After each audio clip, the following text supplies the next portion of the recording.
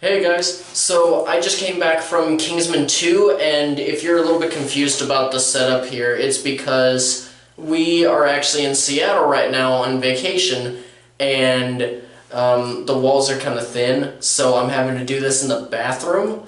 So yeah, it's kind of weird, but I'm making it work. The basic synopsis of Kingsman 2, or Kingsman the Golden Circle as it's more known as, is what the Kingsmen have been attacked by some unknown force that they're unaware of, and they're mostly trying to figure out who this person is and what they want, and they actually recruit the statesmen, their American cousins, to help them out. I know I didn't want to give too much away because there was I didn't really know too much about the synopsis going in, so I was honestly very surprised. Taron Egerton reprises his role as Eggsy from the first Kingsman, and I swear this guy gets better with every single performance that he's been in. He was really good in the first Kingsman, and then I thought that he was great in Eddie the Eagle, and he has really made this role his own. And actually, he's my second favorite character in the movie. I'll get to my main favorite later. But first, I do want to say, we all know from the trailers that Harry, played by Colin Firth from the first movie, comes back, and by the way, if you haven't seen the first Kingsman yet, go watch that first, because this next part is kind of a spoiler.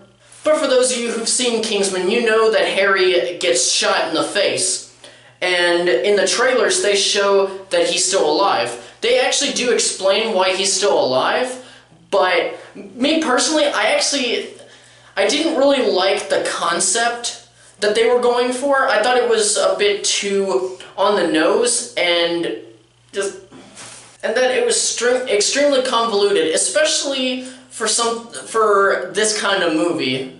And of course, Mark Strong as Merlin is as great as ever. And actually, I learned a few things about his character that I was actually really happy to know. It actually made watching the film a bit more enjoyable, and may even affect how I view the first Kingsman movie.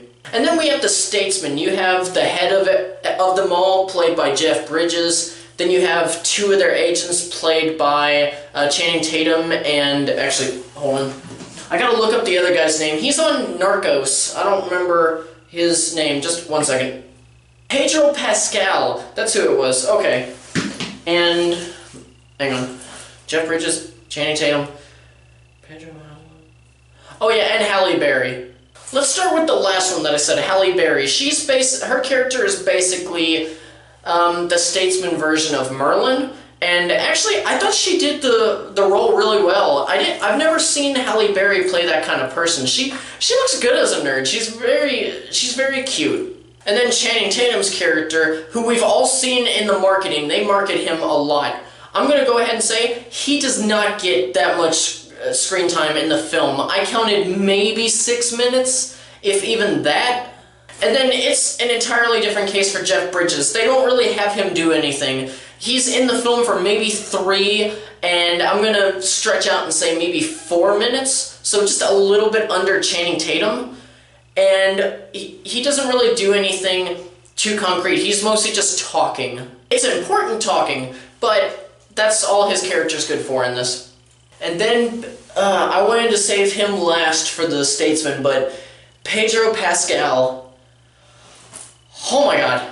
He was my absolute favorite part of this movie, and I don't want to give too much away because I feel like I'm going to spoil, but he had the best action scenes, some of the best humor, and he was just overly charismatic. I absolutely loved him, and I'm not a fan of Narcos because I haven't seen it yet. But watching him in this, I actually want to start watching Narcos now. And then, of course, the last person that we need to talk about, the villain. Julianne Moore plays Poppy, the criminal mastermind of the film, and I will not say what exactly she is a criminal mastermind of, because I don't believe it was in any of the marketing, or at least none of the ones that I saw. So I was actually kind of impressed with the way that they went with her character as far as, you know, what kind of crimes she commits. And Julianne Moore's great in this role. I actually really enjoyed her. The problem that I have is with her character. She's a little too over the top, and I thought she was just really goofy. And there's even a thing that they do with her character, and I don't know, it's all tied back to how she's kind of homesick, because with her career choice, if you can even call it that, she's not able to be home, so she has she's kind of built up an entire, a new home for herself that's based off of childhood nostalgia. And the way that they took it, I actually thought was way too goofy, and I wish that they had kind of condensed it and just maybe put it in one scene where it was like, you know, hey, this is relics of my childhood, look at all this. And they just did it in one scene, and it just took you off guard. I wish that they had done that instead of what they actually did. Now for the story, this is where it gets kind of muddled for me. As we all know, this is a sequel, so obviously Kingsman set a high bar. Like for me, I really love that movie. I have virtually no flaws with it, just a few nitpicks. But it set the bar so high, so I don't know, were they trying to outdo it, or were they just trying to be like, hey, we know everybody loved this, but we're not going to try to do anything that's like greater, we're just going to have a fun time. The problem with sequels sometimes is that they can become victim to sequelitis. And I have a few definitions for sequelitis. Actually, a lot of people have different definitions, but I tend to believe in almost all of them, but I'll go ahead and explain. Some things that can happen in sequelitis include where they do a lot of callbacks to the previous movie just to make sure that you're all caught up, even to where they're doing flashbacks, or they're basically just ripping off the same scene and just changing it in or not even in different ways, just basically presenting it to you the same way. And then there's the other ones where they kind of look like they're going to do that, but then they change it a little bit, which sometimes that can work, but if they do it a little bit too much, it just comes off as repetitive and a little annoying. And then, of course, when you get a sequel and the predecessor was so revered for specific parts, the sequel, for some reason the filmmakers think in the sequel, hey, you know what, everybody loved this stuff in the first one, why don't we take all of this and just put it in the next one, but do it more? And Kingsman is the victim of all three of those things that I mentioned, and it really got to me, especially the part where they took some of the elements from the last film and just shoved it in and did it more. Like the action scenes. You know that scene in the church and maybe in the end fight scene in Kingsman?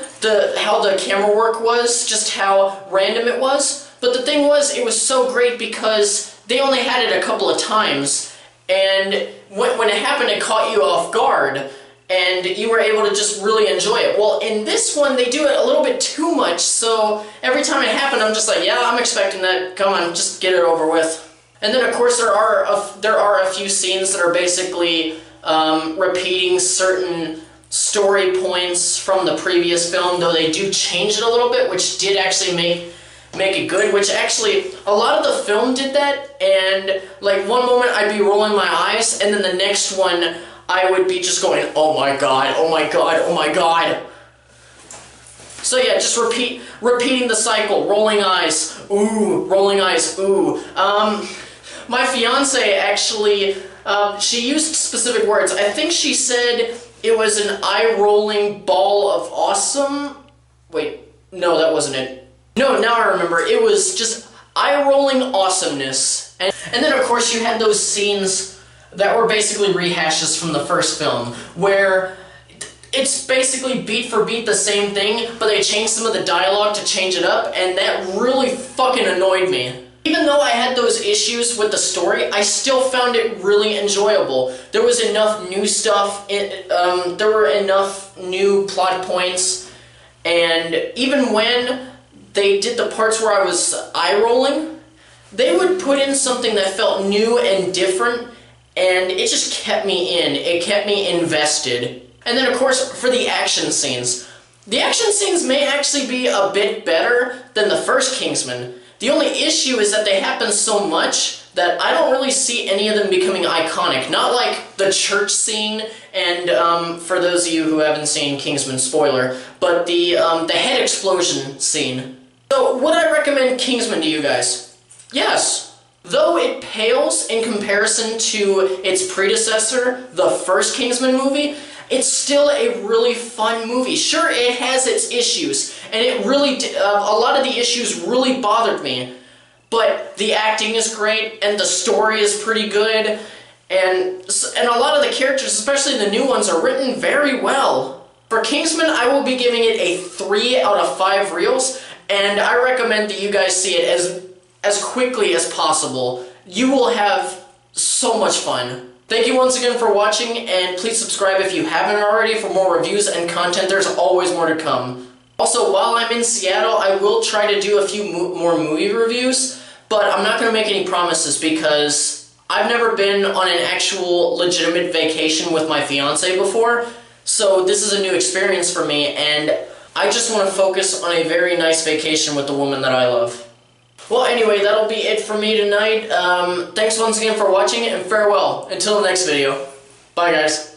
Hey, guys, so really quickly, while I was getting ready to edit, I actually remembered something that I needed to bring up, which this part is a spoiler. This is a spoiler for Kingsman 2, and technically Kingsman 1, but not really, because everybody knows that part of Kingsman 1. But I just really needed to talk about it, because it is actually a complaint that I had. So if you don't want to know about it, if you haven't seen Kingsman yet, then go watch it. Or if you haven't seen, and I'm in the Golden Circle, if you don't want to see it or you have already seen it, then just stick with me and you'll see where this is going. So we already know about the whole thing with Harry coming back to life, and then we know how he came back to life and how they did everything with that. And honestly, that actually pissed me off. I didn't believe it for 1 second, and it sounded so convoluted. Even with all the shit that they're actually able to do in the movies, it seemed like it started going into about a fantasy land. But because of that, I was just like, because of this, I feel like I can't be sad if somebody dies in this universe anymore, because hell, they're just gonna bring it back. And then the thing happened with Merlin. I really wanted to feel that moment where he's standing on the landmine and he's singing John Denver's "Take Me Home, Country Roads," which actually my fiance is very obsessed with. She loves John Denver, and listening to it a lot coming up from where we live to Seattle was actually a lot of fun, and it's been stuck in my head, so hearing that was really great. But just where he's singing that and you know he's gonna die, I didn't feel it. Because the whole shit happened with Harry, where it's like, you know, if all these people loved him, we'll just bring him back. I couldn't feel the emotion that the film wanted me to when Merlin died, because I was just thinking, somehow they're gonna fucking bring him back. This is basically the MCU now, because they're always trying to, they can always find some convoluted way to say, hey, they're still alive. Yeah, I just wanted to rant about that. Yeah, I'm done. Bye.